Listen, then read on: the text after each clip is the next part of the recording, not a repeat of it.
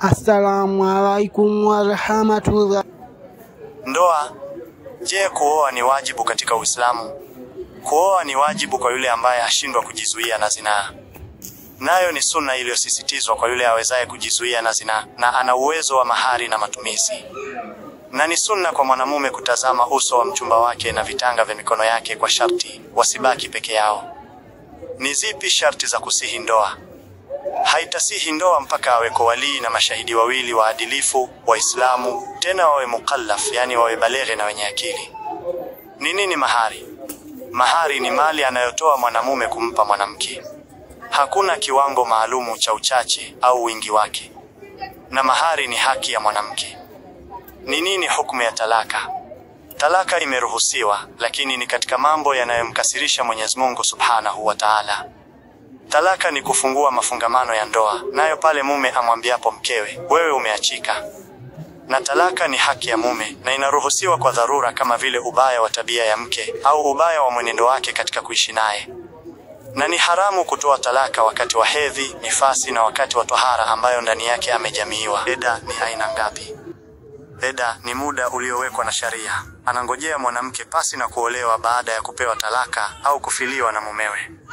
Eda ni aina mbili. Moja, eda ya kuachwa. Eda ya aliyeachwa mara moja au mbili. Ikiwa ana mimba, basi eda yake inamalizika pale anapozaa. Ikiwa ni miongoni mwa wapatao hedhi, basi eda yake ni qur'i 3, hedhi 3 au tahara 3. Na ikiwa si katika wapatao hedhi, basi eda yake ni miezi 3. Na anapoachwa mwanamke kwa talaka 3, hairuhusiwi kurudiwa na mumewe mpaka kwanza aolewe na huyo mume mwingine amjamii. 2, eda ya kufiliwa. Eda ya mwanamke aliyefiwa na mumewe ni miezi 4 na siku 10. Na ikiwa ana mimba, basi eda yake yamalizika kwa kuzaa. Ni nini khulu? Katika mambo mazuri ya Uislamu ni kuweka khulu. Nayo ni kufarikiana na mke kwa kupewa mume kikombozi ambacho ni kichache kuliko mahari au zaidi yake. Lakini inapendeza kwa mume asichukue zaidi ya mahari aliyotoa. Inakubalika khulu wakati wowote katika tahara na hedhi, na eda yake ni hedhi moja. Damu za mwanamke. Ni zipi damu za mwanamke? Damu za mwanamke ni 3. 1, damu ya hedhi, nayo ni damu inayotoka kwenye tupu ya mwanamke kwa njia ya uzima na ada. Na wakati wake ni kuanzia binti kufikisha miaka 9 na kuendelea. Na uchache wa kutoka hedhi ni mchana na usiku, masaa 24, na wingi wake ni siku 15. 2, damu ya nifasi. Ni damu yenye kutoka kwenye tupu ya mwanamke baada ya kuzaa. Uchache wake ni kitambo kidogo, wingi wake ni siku 60 na ghalibu ni siku 40. Na uchache wa muda wa mimba ni miezi 6 na ghalibu ni miezi 9. 3, damu ya istihadha.